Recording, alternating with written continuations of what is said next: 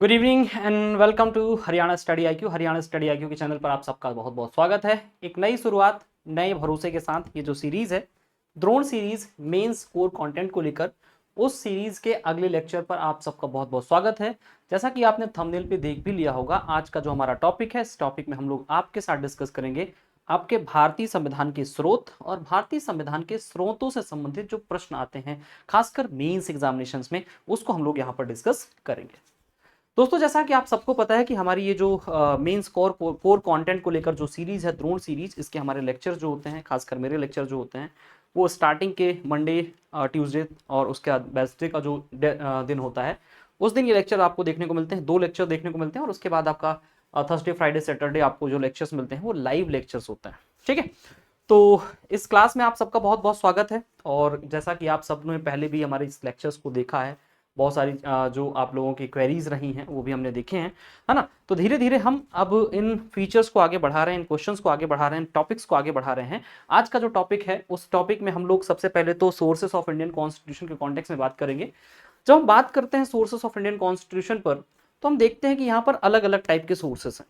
ठीक है, कुछ लोग कहते हैं कि सर हमारा संविधान गवर्नमेंट ऑफ इंडिया एक्ट 1935 से लिया गया है। कुछ लोग कहते हैं हमने बहुत सारे देशों से उसको अडॉप्ट किया है। कुछ लोगों ने कहा कि हमने उधार ले लिया है, कॉपी कर लिया है। कुछ लोगों ने कहा कॉपी करके पेस्ट भी कर लिया है। ऐसे बहुत सारी चीज़ें हैं, बहुत सारी आलोचनाएं की जाती हैं, बहुत सारे क्रिटिसिज्म आपको देखने को मिलते हैं। रियलिटी क्या है, वास्तविकता क्या है, क्वेश्चन यदि आता है तो कैसे टैकल करेंगे, क्या प्रश्न हो सकते हैं, क्या प्रश्न नहीं हो सकते हैं, ये सब बातें हम लोग इस लेक्चर में आपके साथ करने वाले हैं। उसके पहले मैं आपको बता दूं कि अभी हमारे यहाँ चल रही है होली सेल। जी हाँ, होली का त्योहार है, रंगों का त्योहार है। और रंगों के त्योहार में यदि जीवन में रंग ना हो तो फिर किस बात की होली। तो होली के त्योहार को और भी कलरफुल बनाने के लिए हमारा स्टडी आईक्यू पीसीएस जो परिवार है, वो आपके लिए लेकर आया है कुछ खास ऑफर। जी हाँ, जैसे हर एक त्योहार में कुछ ना कुछ गिफ्ट आपके अपने आपको देते हैं, उसी प्रकार स्टडी आईक्यू भी आपका अपना एक परिवार है। और इस परिवार ने आपके लिए आपके उन होली के रंगों को और ज़्यादा रंगीन बनाने के लिए, और ज़्यादा कलरफुल बनाने के लिए स्टडी आईक्यू लेकर आया है होली सेल। ठीक है, होली का जो स्पेशल ऑफर है, इस स्पेशल ऑफर के टाइम पर आप 15 ऑफ मार्च तक, इवन 16 ऑफ मार्च तक आप हमारे कोर्सेज में एनरोल कर सकते हैं। कोर्सेज को एनरोल करने में आपको मैक्सिमम डिस्काउंट मिलेगा। क्या करना है, स्टडी आईक्यू पीसीएस की वेबसाइट पर जाना है या स्टडी आईक्यू की वेबसाइट पर जाना है। स्टडी आईक्यू का एप्लीकेशन भी डाउनलोड कर सकते हैं, वहां पर स्टेट पीसीएस के सेगमेंट पे जाएंगे, स्टेट पीसीएस में हरियाणा स्टडी आईक्यू को सेलेक्ट करेंगे और हरियाणा स्टडी आईक्यू को सेलेक्ट करके बाय नाउ के ऑप्शन पर जाकर आप कोर्स परचेस कर सकते हैं। इस टाइम पर यदि आप कोर्स परचेस करते हैं और मेरा कोड यूज करते हैं, दैट इज ANJLIVE, यानी ANJ live, ANJ live code यदि आप यूज करते हैं तो आपको मैक्सिमम डिस्काउंट मिल जाता है। और इस मैक्सिमम डिस्काउंट के साथ आपको मिल जाते हैं 1000+ लाइव लेक्चर्स, हिंदी और इंग्लिश में क्रक्स नोट्स, हिंदी और इंग्लिश में हैंड रिटन नोट्स। ठीक है, वीकली करंट अफेयर की क्लासेस हैं, मॉड्यूल वाइज टेस्ट है, हिंदी और इंग्लिश में पूरा का पूरा जो क्लासेस हैं, इनको आप रिकॉर्डेड फॉर्म में भी मल्टीपल टाइम देख सकते हैं। ठीक है, तो ये तो बात हुई हमारे कोर्सेज की। उसके पहले आपको एक चीज और बता दें कि जो हमारी सीरीज है, इस सीरीज के अलावा हमारी एक और सीरीज है जिसको हम कहते हैं कुरुक्षेत्र सीरीज। ये जो कुरुक्षेत्र सीरीज है, इस कुरुक्षेत्र सीरीज में हम आपके साथ लास्ट के 3 दिन, खासकर मेरी जो क्लासेस हैं लास्ट के 3 दिन, थर्सडे फ्राइडे और सैटरडे, तो थर्सडे फ्राइडे और सैटरडे आपको मैं यहाँ पे मिलता हूँ लाइव क्लासेस के साथ दोपहर में 12 बजे। तो उस क्लास के लिए भी आप यहाँ पर तैयार रहेंगे। ठीक है, तो चलिए स्टार्ट करते हैं आज का सेशन। आज की इस द्रोण सीरीज की क्लास में हम लोग जो आपके साथ डिस्कस करने वाले हैं, वो डिस्कस करने वाले हैं sources of the Indian constitution और उससे रिलेटेड क्वेश्चन। दोस्तों, जब हम बात करते हैं भारतीय संविधान की, जब हम इंडियन कॉन्स्टिट्यूशन को डिस्कस करते हैं, तो इंडियन कॉन्स्टिट्यूशन को डिस्कस करते समय आपको बहुत सारी चीजें यहाँ पर जो आपको समझ में आएंगी, वो हम लोग यहाँ पर देखने का प्रयास करेंगे। जब हम खासकर इंडियन कॉन्स्टिट्यूशन को डिस्कस करते हैं, तो इंडियन कॉन्स्टिट्यूशन को हमने देखा है कि इंडियन कॉन्स्टिट्यूशन किसी एक दिन में बनकर तैयार नहीं हुआ। भारत जो गुलामी की जंजीरें थी, वो 1600 BC से लेकर 1947 तक, इवन 1947 तक, 1600 ईस्वी से लेकर 1947 तक की जो कहानी है, इस कहानी में ही धीरे धीरे धीरे धीरे संविधान का विकास होता है, जिसको हम संवैधानिक विकास क्रम कहते हैं। फिर उस संविधान को बनाया जाता है, संविधान कॉन्स्टिट्यूएंट असेंबली बनाती है। लेकिन ये जो कॉन्स्टिट्यूएंट असेंबली संविधान को बनाती है, ये बनाते समय हमारे कॉन्स्टिट्यूएंट असेंबली के मेंबर्स ने बहुत सारे संविधान का अध्ययन किया था, बहुत सारे कंट्रीज के कॉन्स्टिट्यूशन को स्टडी किया था।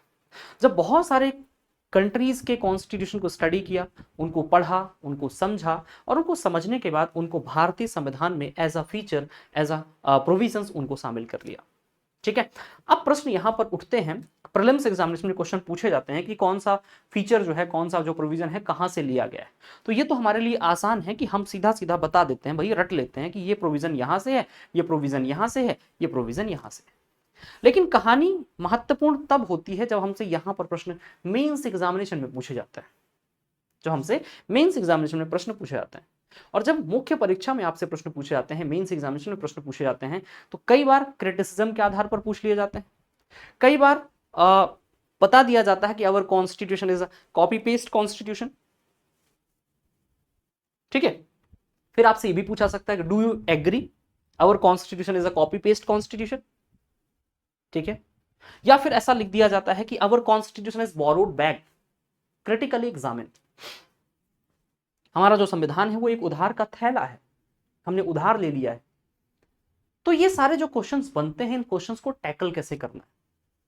ठीक है, अगला क्वेश्चन ये आता है कि मतलब आपसे कहा जाता है कि the maximum part of the our Indian constitution has been taken from the government of India act 1935।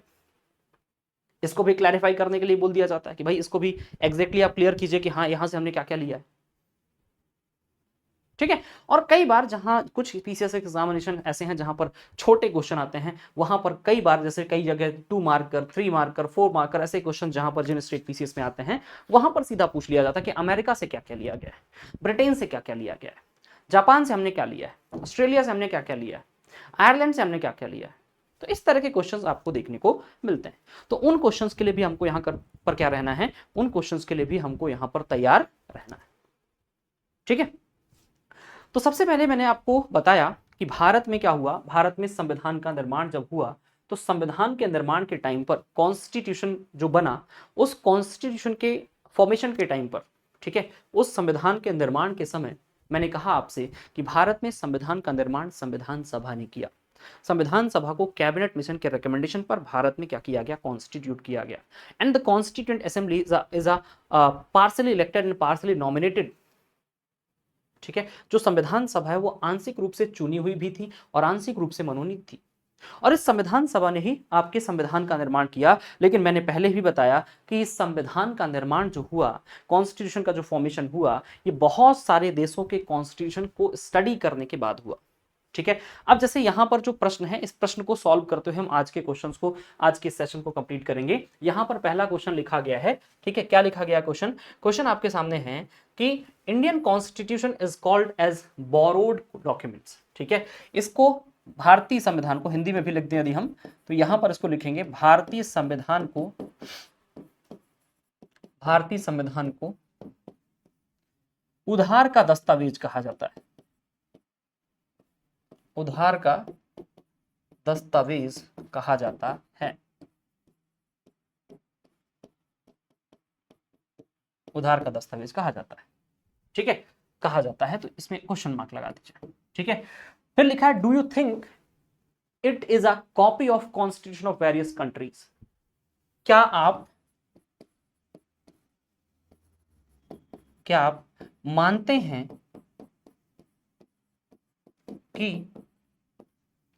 हैं कि हमारा संविधान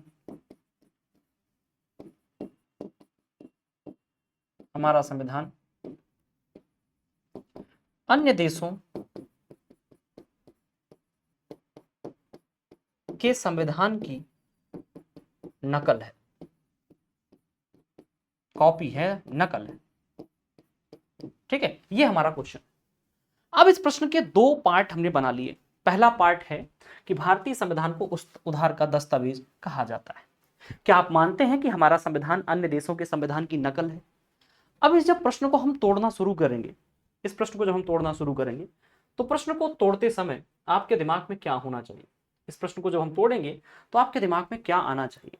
इस प्रश्न का उत्तर लिखते समय सबसे पहली कहानी जो आएगी, ठीक है, जो हमारा उत्तर होगा, उस उत्तर की जो हमारी पहली कहानी होगी, उस उत्तर की पहली कहानी में आपको यहां पर लिखना होगा इंट्रोडक्शन।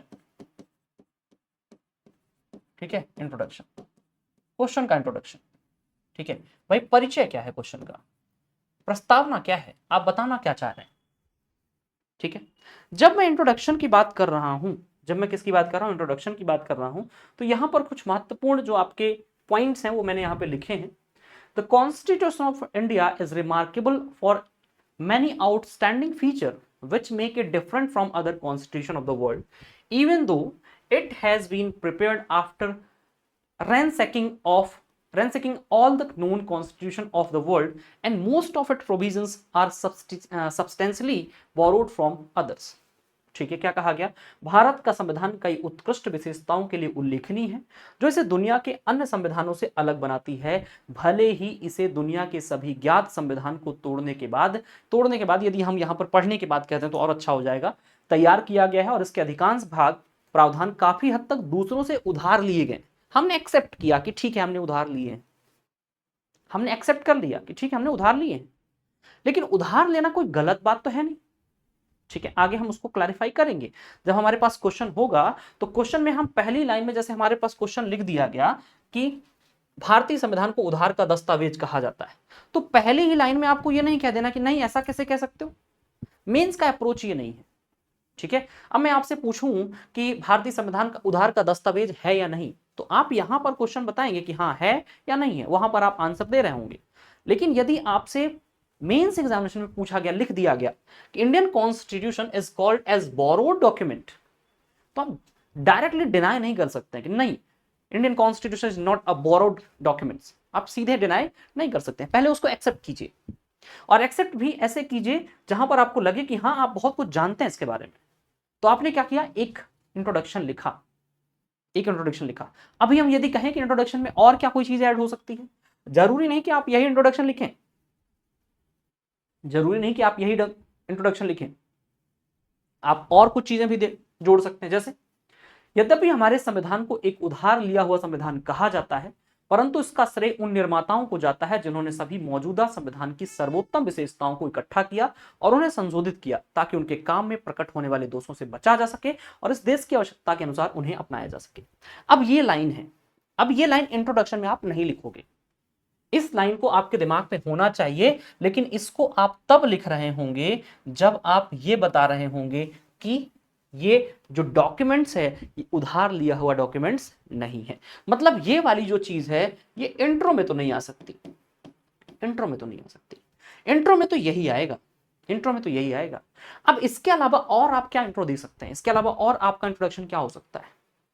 इसके अलावा जब हम और इंट्रोडक्शंस की बात करते हैं तो वहां पर आप बता सकते हैं कि इंडिया का जो संविधान है, भारत का संविधान है, भारत का संविधान विश्व का सबसे बड़ा और लिखित संविधान है।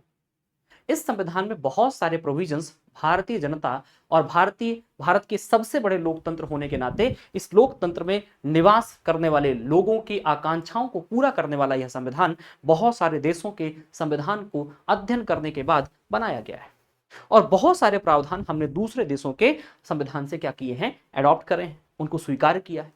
एक्सेप्ट करिए, इंट्रोडक्शन का मतलब यह है जो आपने क्वेश्चन में आपने पूछा है उसको एक्सेप्ट कर लीजिए बस, और एक्सेप्ट करके फिर आप बताइए कि हाँ हमने यहां से ये लिया है, यहां से ये लिया है, यहां से ये लिया। तो इंट्रोडक्शन में आपको सबसे पहले क्या करना है, इंट्रोडक्शन में आपको उस स्टेटमेंट को, जो स्टेटमेंट आपसे क्वेश्चन में है, तो यहां पर क्या करना है, उस क्वेश्चन के स्टेटमेंट को एक्सेप्ट करिए, क्वेश्चन के स्टेटमेंट को विथ फैक्ट एक्सेप्ट कर लीजिए। ठीक है, आपने बता दिया कि हाँ भाई लिया है उधार, और बोलो आगे बताओ। ठीक है, और उसमें थोड़ा सा हमने कहा ना विथ फैक्ट, तो बताइए ना कि विश्व का सबसे बड़ा लिखित संविधान है और विश्व का सबसे बड़ा लोकतंत्र है, और लोकतंत्र में रहने वाले भारतीय नागरिकों की आकांक्षाओं को पूरा करने वाला यह संविधान अलग अलग देशों के संविधान को अध्ययन करने के बाद बनाया गया है। एक्सेप्ट करिए, बिल्कुल, पैराग्राफ कंप्लीट हुआ। अब यहां पर जब प्रश्न को आपने एक्सेप्ट कर लिया तो दूसरा जो होगा, दूसरा वाला मेन बॉडी, मेन बॉडी। अब मेन बॉडी में सबसे पहले आपको बताना है, आपने बताया ना कि वेरियस कंट्रीज से हमने क्या किया है, अडॉप्ट करा है, यहां पर लिखा हुआ है। ठीक है, यहां पे हमने लिखा है कि हमने वेरियस कंट्रीज से अडॉप्ट किया, अडॉप्टेड फ्रॉम, या आप सीधा लिखिए कि various provisions are adopted from various countries या वेरियस सोर्सेस, ऐसा लिखिए पहले, वेरियस सोर्सेस। अब ये जो वेरियस सोर्सेस है ना, इनको आप और दो तीन भागों में बांट सकते हैं। ठीक है, कैसे बांट सकते हैं कि भाई हमने कुछ चीजें देसी स्रोतों से ली हैं, इंडिजिनस स्रोत, कुछ हमने विदेशी स्रोतों से ले ली,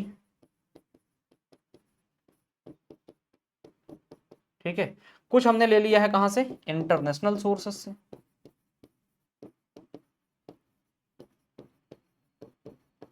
ठीक है, और एक पॉइंट और बताइए, government of India act 1935 as a source of Indian constitution,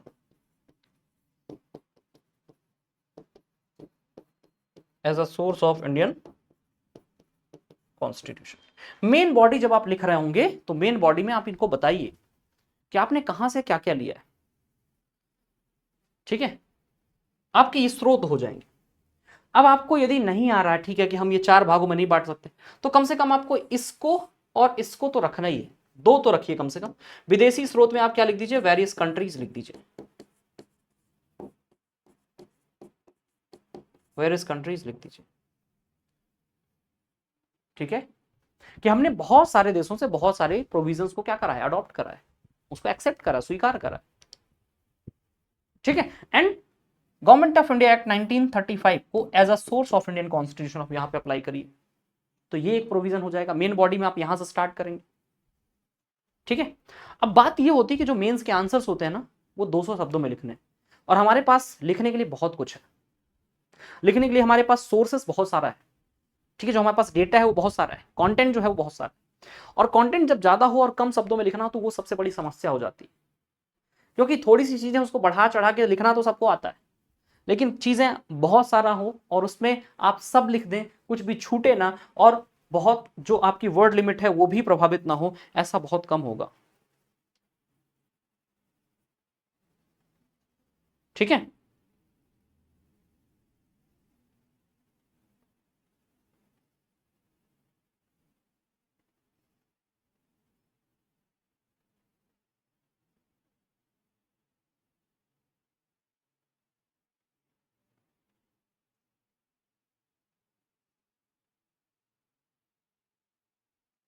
अब यदि हम और आगे बढ़ें तो क्या पाएंगे, यदि हम और आगे बढ़ें तो हम यहां पर पाएंगे, क्या पाएंगे भाई, देखते हैं कि जो आपके जो सोर्सेस हैं, इन सोर्सेस में आप ये वाली चीजें लिखिए।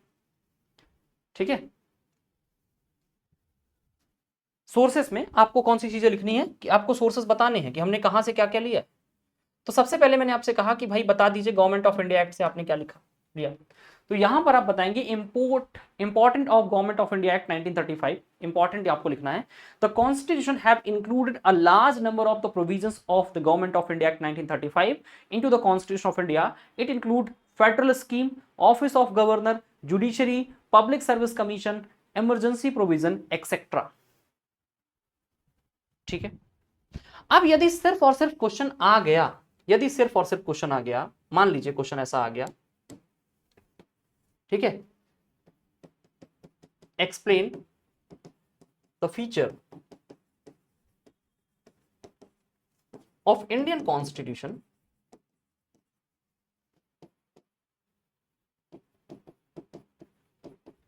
which have been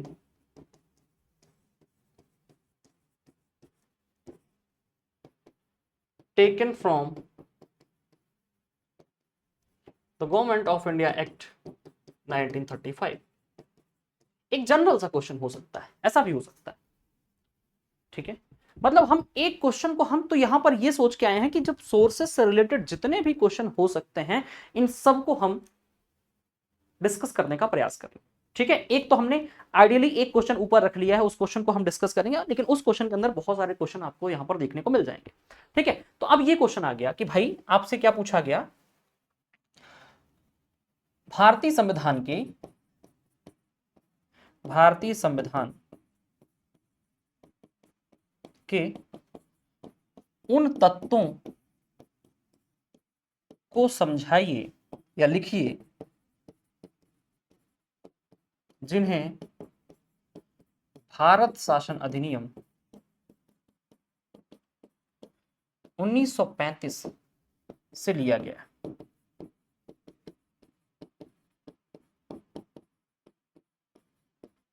ठीक है, अब इसमें भी वही चीज होगी, इसमें भी तीन चीजें ही होंगी, एक इंट्रोडक्शन, ठीक है, मेन बॉडी, और तीसरी चीज कंक्लूजन।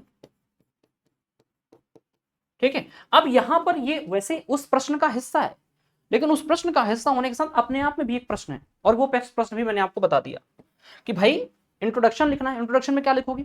इंट्रोडक्शन में लिखोगे the government of India act 1935 is a most important act passed by the British Parliament for the constitutional development in India। Bharat में संवैधानिक विकास क्रम के दौर में ब्रिटिश संसद के द्वारा पारित किया गया सबसे महत्वपूर्ण अधिनियम था, और अब तक का सबसे बड़ा अधिनियम था। ठीक है, the most important act which has been passed by the British Parliament for the constitutional development in India and it's a largest act। ठीक है, ये अब तक का क्या था? सबसे बड़ा एक्ट था। ये आपका इंट्रोडक्शन हो गया। ठीक है, and there is 321 articles, 321 section in this particular act, ये भी आप बता दोगे। ठीक है, ये इंट्रोडक्शन हो गया। अब मेन बॉडी में आओगे तो मेन बॉडी में सीधे सीधे बता दो कि क्या क्या चीजें ली गई, सीधे, क्योंकि वही पूछ रहा है, उन तत्वों को समझाइए जिन्हें भारत शासन अधिनियम 1935 से भारतीय संविधान में लिया गया। तो यहां पर नंबर डाल के भी आप लिख सकते हैं कि पहली चीज आई क्या? पहली चीज आपको यहां पर कही, इट इंक्लूड फेडरल स्कीम, मतलब संघात्मक शासन व्यवस्था। हिंदी में लिखिए, यहां पर लिख दीजिए संघात्मक शासन व्यवस्था।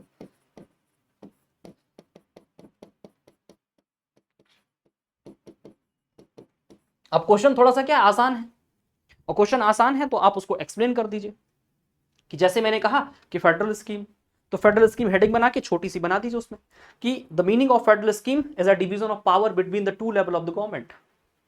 संघात्मक शासन व्यवस्था का तात्पर्य है कि भारत में दो स्तर की सरकारों के बीच में शक्तियों का विभाजन किया गया है, और 7वीं अनुसूची में स्पष्ट रूप से संघ सूची, राज्य सूची और समवर्ती सूची का उल्लेख किया गया। खत्म, पहला पॉइंट क्लियर हो गया।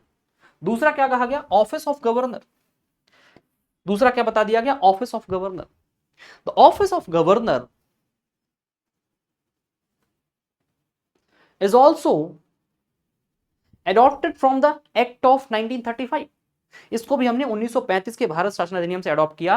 And governor is a representative of the central government in the state government, and the governor of the state, the governor of state is appoint by the president with the recommendation of cabinet, with the recommendation of central government. केंद्र सरकार की सिफारिश पर राष्ट्रपति के द्वारा इसको क्या किया जाता है? नियुक्त किया जाता है। और इसका उल्लेख भारतीय संविधान के भाग 6 के अनुच्छेद नंबर 153 में किया गया है। सीधे बता दोगे कि भारतीय संविधान के भाग 6 के अनुच्छेद नंबर 153 में बताया गया है कि प्रत्येक राज्य का एक राज्यपाल होगा, परंतु यहां पर व्यवस्था यह भी की गई है कि 2 या 2 से अधिक राज्यों का एक ही व्यक्ति राज्यपाल हो सकता है। ये वाला पॉइंट भी आप यहां पे लिख दोगे, 2 पॉइंट हो गए। तीसरा पॉइंट क्या आया? जुडिशरी। तीसरा पॉइंट जुडिशरी लिखो। अब फिर से लिख दो कि जुडिशरी का प्रावधान भी भारतीय संविधान के भारत शासन अधिनियम 1935 से लिया गया है। 1935 के भारत शासन अधिनियम में फेडरल कोड का प्रावधान किया गया था, और उसी फेडरल कोड के प्रावधान के आधार पर भारत में सुप्रीम कोर्ट की व्यवस्था की गई। सीधी खत्म। ठीक है, अगली चीज बता दो कि public service commission, public service commission, लोक सेवा आयोग। ठीक है, लेकिन राज्य स्तर पर, स्टेट पब्लिक सर्विस कमीशन यहां पे लिख दीजिएगा कि प्रांतों में प्रांतीय स्वायत्तता को सुनिश्चित करने के लिए इन provinces to ensure the provincial autonomy, there is a provision of establishment of the State Public Service Commission has been taken from the Government of India Act 1935। ठीक है, यहां पे भी आप बता दोगे कि भारत में प्रांतीय स्वायत्तता को सुनिश्चित करने के लिए प्रांतीय लोक सेवा आयोग के गठन की बात भी भारत शासन अधिनियम 1935 में की गई थी, और वहीं से भारतीय संविधान में भी राज्यों के लिए पृथक प्रांतीय लोक सेवा आयोग, पृथक स्टेट पब्लिक सर्विस कमीशन के कॉन्स्टिट्यूट करने का प्रोविजन यहां पर अडॉप्ट कर लिया गया। और आखिरी पॉइंट होगा इमरजेंसी प्रोविजन। आपातकालीन प्रावधान। और आपातकालीन प्रावधान जो सामान्यतः एक एकात्मक लक्षण है, यूनाइटरी फीचर है, और इस यूनाइटरी फीचर वाले एकात्मक लक्षण वाले आपातकालीन प्रावधानों को भी भारत शासन अधिनियम 1935 से भारत के संविधान में क्या किया गया है, एडॉप्ट किया गया है। ठीक है, तो ये हो जाएगी मेन बॉडी। और मेन बॉडी के बाद जब कंक्लूजन लिख रहे होगे तो कंक्लूजन में पैराग्राफ चेंज करके आखिरी लाइन में लिखोगे कि government of India act is a most important act of the constitutional development, and approximately 2/3 of Indian constitution has been directly taken from the government of India Act 1935। सीधे आप बता दोगे कि यह भारतीय संविधान के विकास क्रम का सबसे महत्वपूर्ण अधिनियम था। इस अधिनियम के अनुसार भारतीय संविधान के लगभग 2/3 हिस्से को सीधा इसी भारत शासन अधिनियम 1935 से प्राप्त किया गया है, और इसलिए भारतीय संविधान के स्रोत में भारत शासन अधिनियम 1935 का विशेष महत्व है। That's why there is a special importance of the Government of India Act 1935 in Indian Constitution। Clear? ये एक क्वेश्चन हो जाएगा आपका कि हमने एक्सप्लेन कर दिया कि कौन कौन से फीचर्स हमने यहां से अडॉप्ट करे, कौन कौन से फीचर्स हम लोगों ने यहां पर अडॉप्ट करे। ठीक है, अब यहां पर वही चीजें हैं सब, क्या क्या अडॉप्ट किया गया है, संघीय व्यवस्था, राज्यपाल का कार्यालय, न्याय तंत्र, आपातकालीन शक्तियां। सेम चीज ऐसे यहां से क्वेश्चन हो सकता है कि explain the feature which have been taken from the British Constitution। ठीक है, अब यहां पे कुछ क्वेश्चन हो सकते हैं, कुछ क्वेश्चन हो सकता है। अब यहां पे कुछ एक अलग और भी क्वेश्चन हो सकता है कि जो ब्रिटेन से हम लोगों ने जो चीजें अडॉप्ट करी हैं, ऐसे कौन से प्रोविजंस हैं जिनको हमने ब्रिटेन से अडॉप्ट करा है। ऐसा डायरेक्ट क्वेश्चन भी हो सकता है। और दूसरा एक क्वेश्चन हो सकता है कि ब्रिटेन से जिन चीजों को हमने अडॉप्ट किया है उसमें भी हमने नकल नहीं करी, हमने उसमें भी चीजें क्या कर ली हैं, अमेंड कर ली। तो वहां पर भी आप बता दोगे कि जैसे हमने बात की कि द्विसदनीयता होगी, बाइकैमरलिज्म वहां भी है, हमारे यहां भी है, तो हमने तो सीधा सीधा रख लिया। लेकिन हमारी बाइकैमरलिज्म जो पार्लियामेंट में है, उस पार्लियामेंट में पार्लियामेंट्री सुप्रीमेसी का कोई स्थान नहीं है। There is no place for the parliamentary supremacy in India. हमारी जो पार्लियामेंट है वो सॉवरन है ही नहीं। Our parliament is not a sovereign like a British parliament, there is a difference. तो आप यदि बता भी रहे हो, कहीं पर ऐसा क्वेश्चन आ गया कि हमने ब्रिटेन संविधान के जो जो चीजें अडॉप्ट करी हैं उन पर सब में हमने उनकी नकल कर ली, उसको भी आप डिनाई करोगे। कैसे डिनाई करोगे कि भैया हमने यहां से बाइकैमरलिज्म का कॉन्सेप्ट भी उठाया, हमारे यहां भी बाइकैमरलिज्म है, उनके यहां भी बाइकैमरलिज्म है, लेकिन हमारे यहां के बाइकैमरलिज्म और उनके यहां के बाइकैमरलिज्म में अंतर यह है कि हमारा जो संसद है वो संप्रभु नहीं है। हमारे संसद की संप्रभुता न्यायिक समीक्षा के अधीन है। The sovereignty of our parliament is under the judicial review। That means the law which has been formed by the state legislature, by the legislature, can reviewed by the Supreme Court। Supreme court उसको review कर सकता है, supreme court की समीक्षा कर सकता है।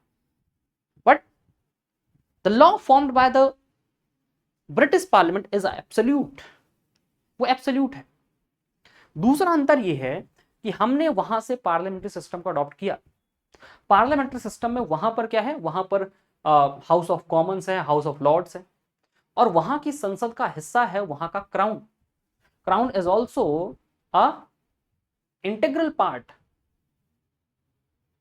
Of the parliament of the British parliament. Westminster model का जो पास्ट पार्लियामेंट है उसमें कहा कि हाउस ऑफ कॉमन और हाउस ऑफ लॉर्ड्स के शासन, crown is also a part of British parliament. ठीक है, same in India. According to Article 79 of Indian Constitution, the Council of State, the House of Peoples, and the President of India is also a part of the Parliament. But there is a difference. There is a difference. Where Indian President is elected indirectly, but the British Crown has been came from the hereditary monarchical system. India is a democratic republic, but Britain is democratic monarchical system। ये अंतर है। तो अंतर भी आप बता दोगे। तीसरा अंतर और बता दोगे, the Britain is also secular country, India is also secular country, but there is a difference between the secularism of India and the secularism of Britain, the secularism of Western culture. The Indian secularism, there is no clear separation between the religion and the state. There is no clear separation between the religion and the state. But in context of the Western secularism, in context of the British secularism, there is a clear separation between the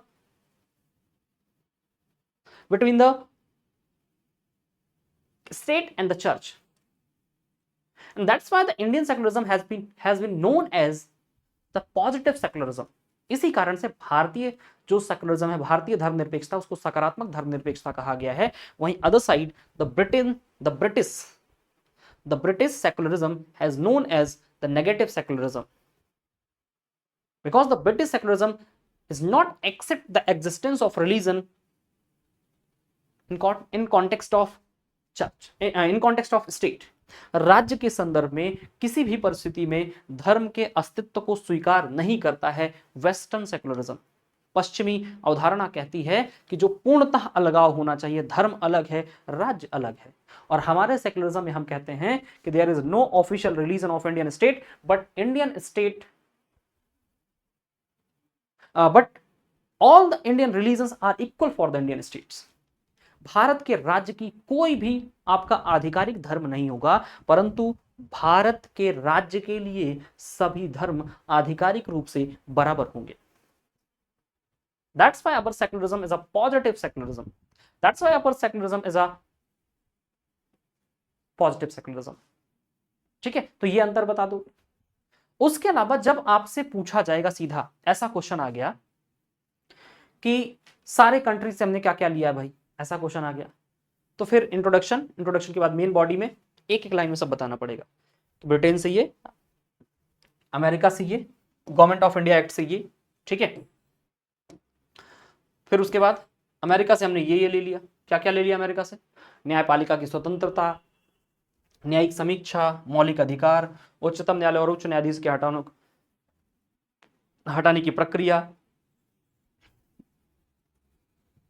यदि आप लिख सकते हैं, यदि आपको लगता है कि आपके पास टाइम है, आपके पास कॉपी में जगह है, और बहुत ज्यादा दूसरे क्वेश्चन का टाइम यहां नहीं दे रहे, मतलब जो टाइम आपने कह सकते हैं फिक्स किया कि इतने टाइम में मुझे ये क्वेश्चन लिखना है, उतने टाइम में आप इनके विकल्प में यदि आर्टिकल्स लिख सकते हैं तो वो आपके आंसर को और बेहतर बना देगा। ठीक है, आपके आंसर को और बेहतर बना देगा। ठीक है, फिर हमने कनाडा से क्या लिया है, तो कनाडा से हमने लिया है केंद्रापसारक रूप, जहां केंद्र राज्यों की तुलना में अधिक मजबूत होता है। Centrifugal from federalism, where the centre is stronger than the states. The provide residuary powers to the center, Supreme Court advisory jurisdiction, appointment of the state governors by the center। ये सब हमने कहां से लिया, अमेरिका से ले लिया, sorry Canada से ले लिया। अब जब कनाडा वाले फीचर्स आप देखोगे तो कनाडा वाला फीचर से एक क्वेश्चन और हो सकता है। The provisions which have been taken from the Canadian Constitution to Indian Constitution, ऐसे प्रोविजंस जिनको हमने कनाडा के संविधान से भारतीय संविधान में शामिल किया है, वो सारे संविधान भारत में यूनाइटरी फीचर्स को सपोर्ट करते हैं। ऐसा क्वेश्चन भी हो सकता है। वो कह सकता है कि निम्नलिखित कथन को स्पष्ट कीजिए। कौन सा कथन, कि कनाडा के द्वारा या कनाडा के देश से या कैनेडियन कंट्री से जितने भी फीचर्स हमने अडॉप्ट कर रहे हैं इंडियन कॉन्स्टिट्यूशन में, वो सारे फीचर्स एकात्मक संविधान को पोषित करते हैं, स्पष्ट कीजिए। ठीक है, ऐसा क्वेश्चन भी हो सकता है कि हमने अकेले कनाडा वाले क्वेश्चन पर आ गए कि कनाडा वाला क्वेश्चन जो है, कनाडा के फीचर्स कितने, 4 फीचर्स हैं। अब इन 4 फीचर्स को हमने देखा और इन 4 फीचर के आधार पर क्वेश्चन बना दिया। क्या क्वेश्चन बना दिया कि जो कैनेडियन कॉन्स्टिट्यूशन से हम लोगों ने चीजें अडॉप्ट करी हैं, वो सारे फीचर्स कहीं ना कहीं भारत में जो यूनाइटरी फीचर्स है कॉन्स्टिट्यूशन के, उनको सपोर्ट कर रहे हैं। ठीक है, अब मैं क्वेश्चन यहां पे लिख रहा हूं, क्वेश्चन का आंसर आपको लिखना होगा। ठीक है, यहां पे हमने क्या कहा, हमने लिखा कनाडाई संविधान से लिए गए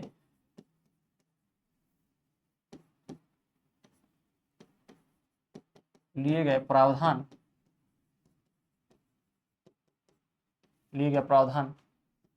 भारत में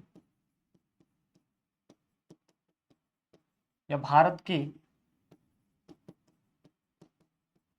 संविधान के एकात्मक लक्षणों को पोषित करते हैं।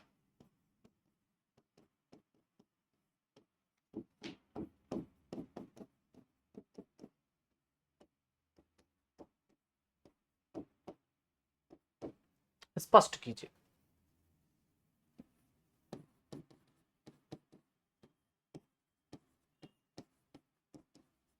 स्पष्ट कीजिए। ये क्वेश्चन हो गया कि all the features which have been taken from the Canadian Constitution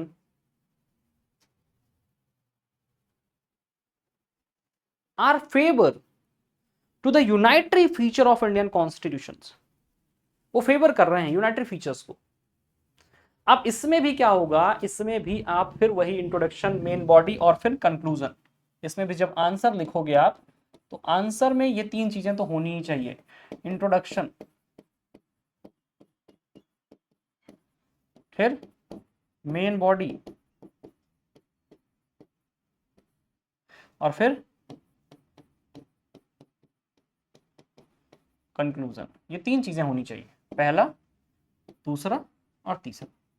अब इसमें कैसे कैसे होगा भाई, थोड़ा सा बात करते हैं इस पर, कैसे कैसे चलाएंगे इसको। जब इसकी बात करेंगे तो यहां पर कुछ चीजें जो निकल कर आएंगी वो ये निकल कर आएंगी कि जो इंट्रोडक्शन है, इंट्रोडक्शन लिखते समय आप सीधे सीधे लिखोगे कि भारतीय संविधान को भारतीय संविधान सभा ने बनाया था, ठीक है। और भारतीय संविधान सभा ने भारतीय संविधान को बनाते समय लगभग 60 से अधिक देशों के संविधान का अध्ययन किया था और बहुत सारे देशों से बहुत सारे प्रावधानों को भारतीय संविधान में शामिल किया था। उनमें से एक देश कनाडा भी है, ठीक है। ये हमारा क्या होगा, इंट्रोडक्शन होगा। इंट्रोडक्शन क्या हुआ, इंट्रोडक्शन में हमने लिखा कि भारत के संविधान को भारतीय संविधान सभा ने निर्मित किया है और भारतीय संविधान सभा ने भारतीय संविधान को निर्मित करते समय विश्व के 60 से अधिक देशों के संविधान का अध्ययन किया और उसी अध्ययन के आधार पर भारतीय संविधान में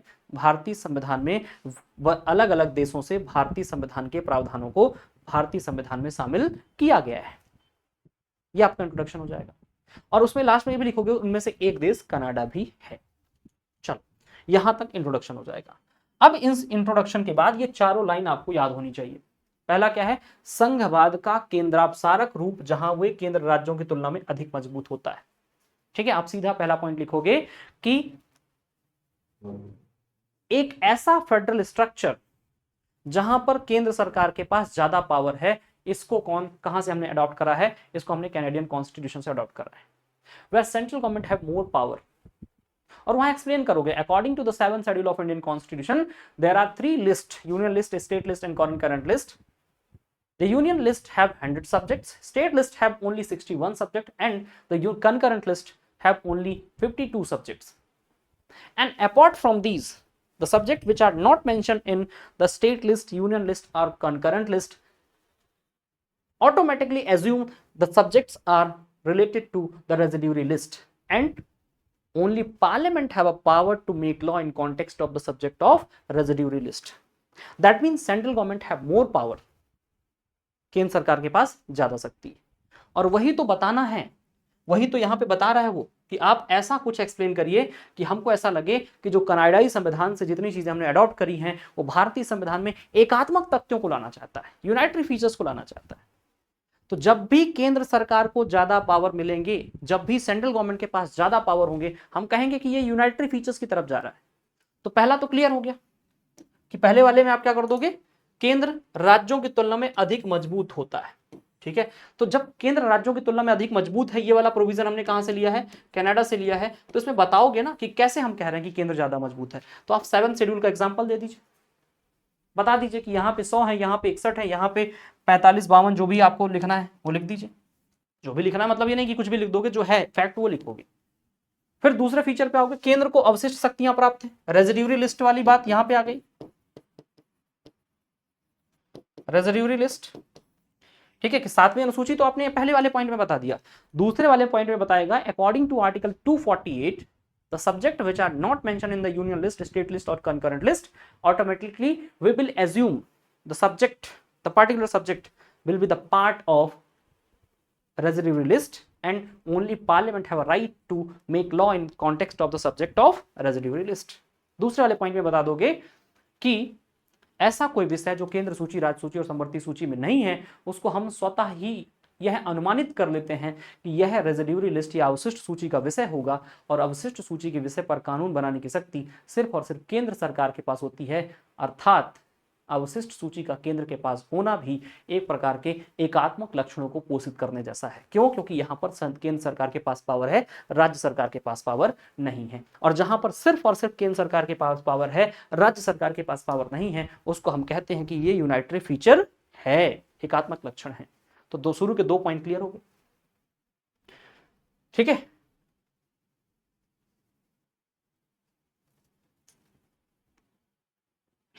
तीसरा क्या है? Supreme court advisory jurisdiction. सीधे लिखो आर्टिकल 143।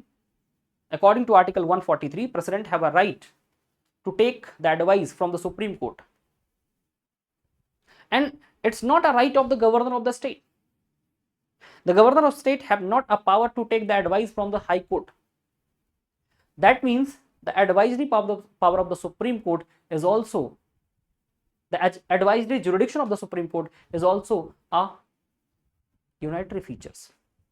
और लास्ट वाला पॉइंट भी लिखोगे, appointment of the state of governor by the centre. केंद्र सरकार के द्वारा राज्य में राज्यपाल का पद, केंद्र सरकार के द्वारा राज्य में राज्यपाल की नियुक्ति। The appointment of the governor in the state by the central government is also a unitary features, because there is no power has a state to appoint the representative in the central government। क्योंकि इसके विपरीत राज्य सरकार के पास कोई ऐसी power नहीं है कि वो केंद्र सरकार में अपना कोई रिप्रेजेंटेटिव बैठा सके। इसका मतलब यहां पर भी यूनाइटरी फीचर्स है। Only state, only central government have a right to appoint a governor in the states. ये भी यूनाइटरी फीचर्स है। और इन प्रोविजंस को लिखने के बाद नीचे बता दोगे कि उपरोक्त प्रावधानों से पता चलता है कि ये सभी प्रावधान जिनको हमने इस कनाडाई संविधान से अडॉप्ट किया है, ये भारत में एकात्मक लक्षण के या एकात्मक जो आपके लक्षण हैं उनको पोषित करता है, एकात्मक लक्षणों को क्या करता है, एकात्मक लक्षणों को स्टैब्लिश करता है। और नीचे लिख दोगे इसी कारण से भारत की संघात्मक शासन व्यवस्था को एकात्मक झुकाव वाली संघात्मक शासन व्यवस्था कहते हैं। Indian federal structure is unitary biased federal structure because of the features has been taken from the Canadian constitution. वे सभी प्रावधान जो कनाडाई संविधान से प्राप्त किए गए हैं, उन सभी प्रावधानों के आधार पर ही भारतीय संघात्मक शासन व्यवस्था को एकात्मकता की ओर झुकाव के साथ संघात्मक शासन व्यवस्था के रूप में स्वीकार किया गया है। Because of the feature which has been taken from the Canadian Constitution, the Indian federal structure has known as unitary biased federal structure। ये चीज आप बता दोगे तो ये क्वेश्चन भी आपका क्या हो जाएगा, कंप्लीट हो जाएगा। ये क्वेश्चन भी आपका क्या हो जाएगा, कंप्लीट हो जाएगा। ठीक है, कितने क्वेश्चन डिस्कस किए हमने? 3 क्वेश्चन। अब यहां पे आयरलैंड वाली बात है, जर्मनी वाली बात है, ठीक है, कोई दिक्कत नहीं। लेकिन यदि सिर्फ ये क्वेश्चन पूछा गया कहां से क्या क्या लिया गया, तो वो तो बहुत बड़ा क्वेश्चन हो जाएगा। तो उसमें पूरी भाषा नहीं लिखनी है, 3-4 लाइन में। तो जैसे अमेरिका वाली बात है, तो अमेरिका में सब नहीं लिखना है कि 10 चीजें ली हैं, 10 के 10 चीजें लिख दो। जैसे सीधे सीधे पूछा गया कि कौन से देश से क्या लिया गया, सीधे सीधे लिखने के लिए आ गया कि हमने यहां से क्या लिया, यहां से क्या लिया। तो भाई 3-4 लाइन सबके बारे में बता दो। सबसे पहले अमेरिका बता दो, ठीक है, भारत शासन अधिनियम बता दो, ब्रिटेन बता दो, जर्मनी बता दो, फ्रांस बता दो, ठीक है, आयरलैंड बता दो, ऑस्ट्रेलिया बता दो, कनाडा बता दो, बस खत्म। और नीचे निष्कर्ष में लिख दो कि 60 से अधिक देशों का अध्ययन किया था हमने, और 60 से अधिक देशों का अध्ययन करने के बाद चीजों को यहां पर क्या किया है, लाया है। और लास्ट में ये वाली लाइन लिख देना, many other ideas were borrowed from Japan, France and South Africa, thereby Indian constitution borrowed significant portion from all over the world, but it was not a copy paste, rather was a concise adoption of strong provisions across world from Indian society. ये line लिखो last में। ठीक है, कि हमने बहुत सारे ideas, बहुत सारे प्रोविजंस जापान से, फ्रांस से, साउथ अफ्रीका से लिए हैं, परंतु ये किसी प्रकार का कॉपी पेस्ट नहीं है, किसी प्रकार की नकल, कॉपी पेस्ट की जगह हिंदी में आप लिख दीजिएगा, ये किसी प्रकार की नकल नहीं है, बल्कि rather was a conscious adoption.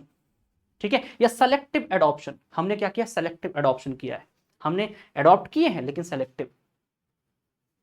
Which provisions are important for our Indian society, उसको हमने क्या किया, अडॉप्ट किया, and which are not essential for our Indian society, हमने उसको रिजेक्ट कर दिया। That mean it's not a copy paste, it's not a copy paste, it's a selective adoption.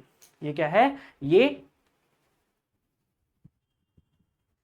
एक सिलेक्शन वाला चुनाव है कि हम सेलेक्ट कर रहे हैं कि this is okay and this is not okay, and this is okay, that's why it's a part of Indian constitution, it will be the part of Indian constitution, and it is not okay, that's why it will not the part of Indian constitution। हमने कोशिश कर ली कि भाई आपने बताया कि ये है, ठीक है, लेकिन ये होने के बाद भी हम इसको नहीं रखेंगे, क्यों, क्योंकि हमारे लिए ठीक नहीं है, और ये है, ये ठीक है, इसलिए हमारे संविधान में है। ठीक है, उसके बाद और क्या लिख सकते हो, और क्या ऐड कर सकते हो, यहां पर देखो, the framers of the constitution need necessary modification in the features borrowed from other constitution for their stability to the Indian condition, at the same time avoiding their faults। अब जैसे यहां पर क्वेश्चन आएगा, जो हमने शुरू में क्वेश्चन लिखा था, शुरू में क्वेश्चन क्या लिखा है, शुरू में क्वेश्चन हमने लिखा, क्या क्वेश्चन लिखा हमने, क्वेश्चन हमने स्टार्टिंग में यहां पे लिखा था कि हमारा संविधान, क्या आप मानते हैं कि हमारा भारतीय संविधान अन्य देशों के संविधान की नकल है। तो जब आपसे इस तरह का क्वेश्चन होगा, भारतीय संविधान को उधार का दस्तावेज कहा जाता है, ये पूरा एक स्टेटमेंट है, तो जब पूरा एक स्टेटमेंट है तो आप उसको एक्सेप्ट कर लेते हो और फिर उसको क्लैरिफाई करते हो कि है या नहीं है। लेकिन जब इस तरह का क्वेश्चन हो उसी से जुड़ा हुआ, क्या आप मानते हैं कि हमारा संविधान अन्य देशों के संविधान की नकल है, तो आपको शुरू में ही डिनाई कर देना कि नहीं, नहीं है, भारतीय संविधान अन्य देशों की नकल नहीं है। क्यों नहीं है, उसके बाद की कहानी यहां से आप स्टार्ट करोगे कि हमारे भारतीय संविधान, हमारा जो भारतीय संविधान है अन्य देशों के संविधान की नकल क्यों नहीं है। तो वहां पर आप यहां से चीजें लेके आओगे कि द प्रारूप समिति के अध्यक्ष डॉक्टर अंबेडकर ने संविधान में कहा था कि जहां तक इस आरोप का सवाल है कि संविधान के मसौदे में भारत शासन अधिनियम 1935 के प्रावधानों का एक बड़ा हिस्सा पुनः प्रस्तुत किया गया है, ठीक है, तो वहां पर वो कहते हैं कि वो क्या कह रहे हैं कि उधार लेने में कोई शर्म की बात नहीं है, there is nothing to be ashamed in borrowing, it involves no plagiarism, nobody holds any patent rights in the fundamental ideas of the constitution. ये लाइन याद कर लीजिए, जब आपसे कभी कोई पूछे कि क्या ये उधार है, क्या ये नकल है, तो बता दीजिए कि भाई नकल है या नहीं है, हम बता रहे हैं।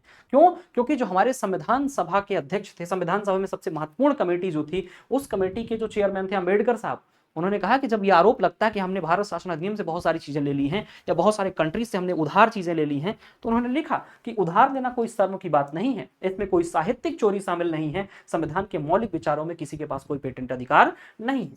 और ये मैं नहीं लिख रहा हूं, ये यदि मैं अपने नाम से लिखूंगा तो थोड़ा सा एरोगेंट टाइप का लग रहा है कि मैं सीधे मना कर रहा हूं कि नहीं है, ठीक है, लिया तो क्या हुआ, किसी से चोरी थोड़ी करी है, ये एरोगेंसी दिख रही है।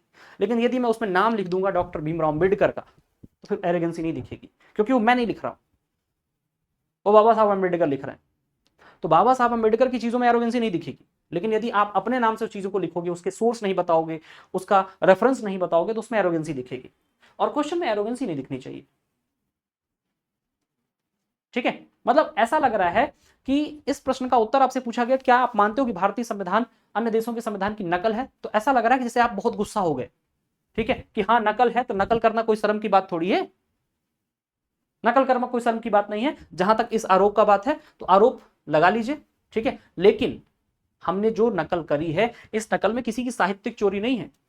ठीक है, ऐसा लग रहा है जैसे हम ये बोल रहे हैं कि हाँ चोराया है तो क्या कर लोगे, लेकिन ये मैं नहीं कह रहा हूं, ये कौन कह रहा है, ये तो अंबेडकर साहब कह रहे हैं ना। और जब आप अंबेडकर साहब का नाम लिख दोगे तो वो एरोगेंसी आपके आंसर में दिखेगी नहीं, और एरोगेंसी दिखेगी भी तो वो जाने कौन, अंबेडकर साहब। और अम्बेडकर साहब को पकड़ने तो नहीं जाएगा ना एग्जामिनर, क्योंकि वो तो अब है नहीं।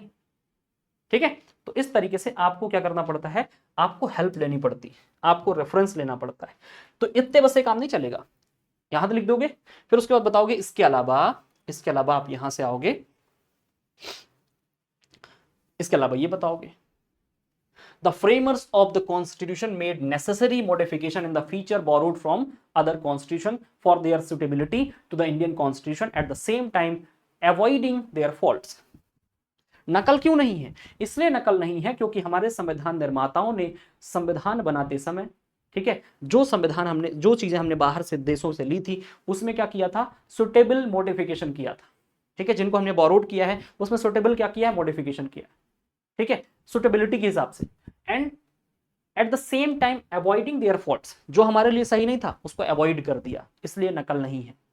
ठीक है, फिर क्या बताओगे, the concept of equality, fraternity and liberty, federalism, republic, democracy etcetera all were to be found in ancient Indian history and scriptures. आप बताओगे कि ये जो कॉन्सेप्ट हैं, समानता हो, भाईचारा हो, बंधुत्व हो, स्वतंत्रता हो, संघवाद हो, गणतंत्र हो, लोकतंत्र हो, ये सब भारतीय इतिहास में कहीं ना कहीं किसी ना किसी रूप में हमको दिखाई देते हैं। इसलिए कोई ये नहीं कह सकता कि डेमोक्रेसी हमने कहीं से अडॉप्ट करी है, डेमोक्रेसी हमने कहीं से नकल की है। नहीं, ये नकल नहीं है, क्योंकि ये हमारे देश के मूल में वो देश की सभ्यता जो 5000 साल पुरानी है, उस 5000 साल के इतिहास में हमको कहीं ना कहीं इक्वालिटी का कॉन्सेप्ट भी दिखाई देता है, फ्रेटर्निटी भी दिखाई देती है, लिबर्टी भी दिखाई देती है, फेडरलिज्म भी दिखाई देता है, और महाजनपद काल में रिपब्लिक भी दिखाई देते हैं, गणतंत्र दिखाई देता है। जब बुद्ध का जन्म होता है, वो बुद्ध के जन्म पर कई गणतंत्र आपको दिखाई देते हैं। यदि याद आ जाए तो एक दो के नाम लिख दिए, लिच्छवी गणतंत्र का नाम लिख दो। ठीक है, ये हो गया। उसके बाद अगली कहानी क्या बताओगे, it was a process of selective adoption not borrowing. ये क्या है, सेलेक्टिव एडॉप्शन का हिस्सा है, यह उधार नहीं है। ठीक है,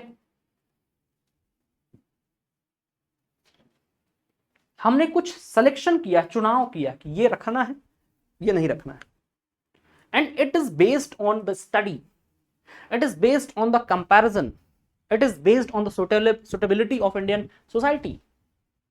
नकल का मतलब होता है कि कुछ भी रख लो, जो आए सब लिख लो। जैसे मैं अपने सामने वाले को एग्जाम हॉल में बैठा हूं और मैंने अपने सामने वाले का नकल किया, उसका मतलब यह है कि वो जो भी लिखेगा मैं लिखूंगा, वहां पे अपना दिमाग नहीं लगाऊंगा।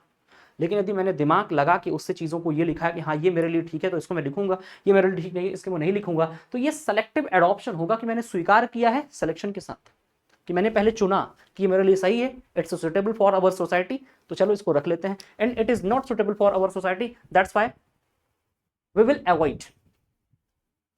ठीक है, फिर क्या लिखा गया, it's a result of strong brainstorming for 2 years 11 months and 18 days they studies many different constitution of various nations but did not copy paste it। खत्म कर दोगे, यहाँ पे आके क्वेश्चन क्या हो जाएगा, समाप्त हो जाएगा। और भी कुछ फीचर जो आपके दिमाग में रखना हो तो ये हिंदी में आप याद कर लीजिएगा कि इस प्रकार भारतीय संविधान केवल कॉपी पेस्ट का काम नहीं है, इसके बजाय भारतीय संविधान उन निर्माताओं के समर्पित अध्ययन का परिणाम है। हमें यह समझने की आवश्यकता है कि भारतीय संविधान दुनिया के मौजूदा संविधानों की कार्बन कॉपी नहीं है। भारत की स्वतंत्रता युग के दौरान हमें अपने एकजुट और स्वतंत्र भारत की शुरुआत करने के लिए एक त्वरित संविधान की आवश्यकता थी। भारत ने संविधान बनाने में बहुत प्रगति की है और यह हमारे संविधान पूर्वजों का कर्तव्य था कि वो एक ऐसे संविधान का मसौदा तैयार करें जो सांस्कृतिक रूप से विविध और आर्थिक रूप से व्यापक देश के लिए उपयुक्त हो। ये कुछ ऐसी लाइन्स हैं जो हमको याद करनी पड़ती। ठीक है, ये कुछ ऐसी लाइन्स हैं जो हमको याद करनी पड़ती। तो संविधान के सोर्सेस पर जो क्वेश्चन हमारा शुरू हुआ था, क्या था क्वेश्चन, हम लोगों ने इस क्वेश्चन को पढ़ते पढ़ते बीच में कई क्वेश्चन डिस्कस कर लिए। ठीक है, हमारा स्टार्टिंग का क्वेश्चन ये था कि भारतीय संविधान को उधार का दस्तावेज कहा जाता है। ठीक है, क्या आप मानते हैं कि हमारा संविधान अन्य देशों के संविधान की नकल है? तो हमारे संविधान को उधार का दस्तावेज कहा जाता है, पहले एक्सेप्ट कर लीजिए। क्यों कहा जाता है? क्योंकि यहां से हमने चीजें क्या करनी है, अडॉप्ट करनी है। ठीक है, फिर आपको बताना है क्या आप मानते हैं। नहीं, हम नहीं मानते, हमारा भारतीय संविधान अन्य देशों के संविधान की नकल नहीं है। और स्टार्टिंग में बता देना, it's not borrowing, it's a selective adoption because, और फिर वो पॉइंट्स आपको लिखने हैं कि क्यों हम इसको नकल नहीं मानते हैं, क्यों हम इसको नकल स्वीकार नहीं करते हैं। ये हमको यहां पर क्या करना है, बताना है। ठीक है, ये हमको यहां पर क्या करना है, बताना है। तो इस तरीके से कहानी आगे बढ़ती है, इस तरीके से क्वेश्चन सॉल्व किए जाते हैं, इस तरीके से क्वेश्चन को टैकल किया जाता है। ठीक है, तो ये तो रहा आज का हमारा क्वेश्चन। अब इस क्वेश्चन को समझने के बाद हमारा जो अगला टॉपिक होगा, उस अगले टॉपिक पर हम लोग आपसे बात करेंगे। ठीक है, कल की जो हमारी क्लास होगी, उस कल की क्लास में हम आपके साथ जो बात करेंगे वो बात होगी किस पर, वो बात होगी आपके सुबह की जो क्लास होगी 12 बजे, उस क्लास में हम लाइव क्लास में कुरुक्षेत्र सीरीज पर बात कर रहे होंगे। कुरुक्षेत्र सीरीज जो है, उस कुरुक्षेत्र सीरीज के अभी तक 3-4 जो लेक्चर हुए हैं, वहां पर लास्ट क्लास में हम लोगों ने संविधान निर्माण को समझा था। अब संविधान निर्माण के बाद जो संविधान की वेरियस शेड्यूल्स हैं, सोर्सेस हैं, इनसे रिलेटेड जो क्वेश्चंस होंगे उनको भी हम लोग यहाँ पर डिस्कस करने का प्रयास करेंगे।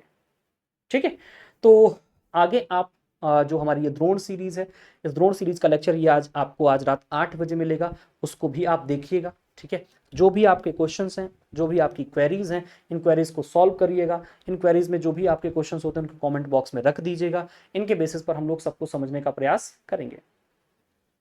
ठीक है,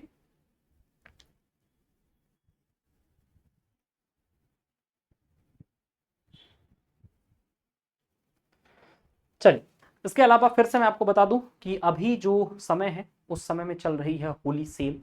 होली का त्यौहार है, रंगों का त्यौहार है, रंग बिरंगी जो ये त्योहारों की एक छटा है, इस छटा को और अधिक रंग बिरंगा बनाने के लिए स्टडी IQ आपके लिए इस होली में लेकर आया स्पेशल ऑफर।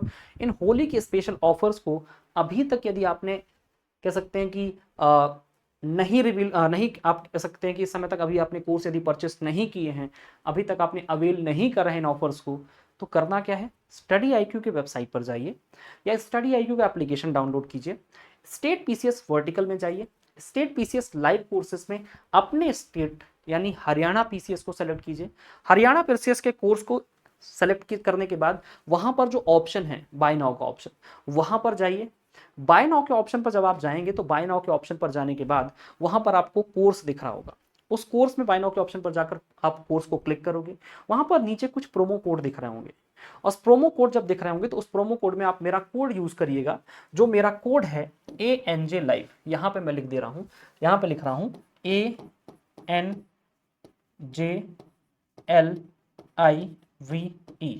कैपिटल में लिखना है ANJLIVE। यदि आप ये code as a promo code use करते हैं तो आपको मैक्सिमम डिस्काउंट यहां पर मिल जाता है। कहां पर, स्टेट PCS के लाइव कोर्सेज पर। ये जो हरियाणा PCS HPSC HCS 2025-26 के लिए ये जो फाउंडेशन कोर्स है, निश्चय फाउंडेशन बैच है, इसमें आप एनरोल करोगे। एनरोल क्यों करना चाहिए, सिर्फ पैसे कम है इसलिए एनरोल कर लेना चाहिए क्या, ऑफर चल रहा है इसलिए एनरोल कर लेना चाहिए क्या, कि भाई ऑफर चल रहा है, होली सेल है, डिस्काउंट है तो ज्वाइन कर लें। तो सिर्फ और सिर्फ पैसे की बात नहीं है, फीचर्स भी देखने हैं कि आखिर इस कम फीचर्स में हमको क्या क्या प्रोवाइड किया जा रहा है। पहली चीज, 1000+ लाइव लेक्चर्स हैं जो हिंदी और इंग्लिश दोनों में हैं, और मल्टीपल टाइम आप इनको रिकॉर्डेड फॉर्म में देख सकते हैं। जैसे आपके पास कोई काम है जिस कारण से आप लाइव क्लास नहीं ले पाए हैं, then you have an option to watch recorded for multiple times. ठीक है, कई बार आप देख सकते हैं, एक बार समझ में नहीं आया दोबारा देखिए, दोबारा नहीं आया तीसरी बार देखिए, तीसरी बार भी समझ में नहीं आया चौथी बार देखिए। ठीक है, दूसरी तरफ हिंदी और इंग्लिश में क्रक्स नोट्स मिलते हैं। क्रक्स नोट्स के साथ साथ जो क्लास में पढ़ाया जाता है वो भी आपको एज अ PDF आपको प्रोवाइड करा दिए जाते हैं। ठीक है, और क्या मिलता है भाई, इसके अलावा यदि थोड़ा सा और आगे बढ़े तो वीकली करंट अफेयर की क्लासेस होती है। आप सब जानते हैं कि स्टेट PCS के एग्जामिनेशन में करंट अफेयर का जो वेटेज है वो लगातार बढ़ रहा है। चाहे हम बात करें मुख्य परीक्षा के कॉन्टेक्स्ट में, चाहे हम बात करें प्रारंभिक परीक्षा के परिवेश में, तो दोनों के कॉन्टेक्स्ट में आप देखेंगे कि लगातार करंट अफेयर का जो वेटेज है, जो आपके समसामयिक घटनाओं का जो स्वरूप है वो भी बदला है, और समसामयिक घटनाओं से जो क्वेश्चन पूछे जा रहे हैं वो आपके स्टैटिक से जोड़कर पूछे जा रहे हैं। तो वो एक अंडरस्टैंडिंग डेवलप करने के लिए आपको यहाँ पर क्या मिलती है, यहाँ पर क्लासेस मिल जाती हैं, वीकली करंट अफेयर की क्लासेस, जिसमें national current, international current, state specific current भी आपको यहाँ पर पढ़ाया जाता है। उसके अलावा मॉड्यूल वाइज टेस्ट सीरीज है। आफ्टर सिलेबस कंप्लीशन, जैसे सिलेबस कंप्लीट हो जाता है, उस सिलेबस कंप्लीट होने के बाद topic wise module wise test series मिलती हैं, जिसमें प्रीलिम्स के लिए अलग टेस्ट, मेंस के लिए अलग टेस्ट होते हैं। इसके अलावा 1-to-1 मेंटरशिप गाइडेंस का प्रोग्राम है। यदि आपको किसी प्रकार की क्वेरीज होती हैं, तो क्वेरीज आप डायरेक्ट अपने मेंटोर से क्या कर सकते हैं, कनेक्ट कर सकते हैं। मेंटोर से अपनी चीज़ें आप पूछ सकते हैं। ये मेंटोर वो हैं जो कभी ना कभी इसी प्रिपरेशन की दौर से गुजर चुके हैं, वो इस प्रिपरेशन के दौर को अच्छे से जानते हैं, वो आपकी समस्याओं को भी समझते हैं, एकेडमिक और नॉन एकेडमिक सभी प्रकार की समस्याओं का रेजोल्यूशन आपको देते हैं। और इस तरीके से जितने भी फीचर्स हैं वो आपका हिंदी स्पेशल कवरेज, ठीक है, सी सेट का स्पेशल कवरेज है, मतलब एक कॉम्प्रहेंसिव कवरेज मिल जाता है, एक कॉम्प्रहेंसिव प्रिपरेशन हो जाती है, कॉम्प्रहेंसिव सिलेबस का पूरा एक कंपाइलेशन मिल जाता है आपको निश्चय फाउंडेशन बैच पर। तो निश्चय फाउंडेशन बैच के साथ जुड़िए, होली सेल में जुड़िए, मैक्सिमम डिस्काउंट का लाभ लीजिए और इंतजार रहेगा आपका लाइव क्लासेस में। हम मिलेंगे आपसे पॉलिटी सब्जेक्ट के साथ आपके लाइव निश्चय फाउंडेशन बैच नंबर 9 पर। ठीक है, तो मिलते हैं फिर नेक्स्ट सेशन में, तब तक के लिए धन्यवाद, जय हिंद।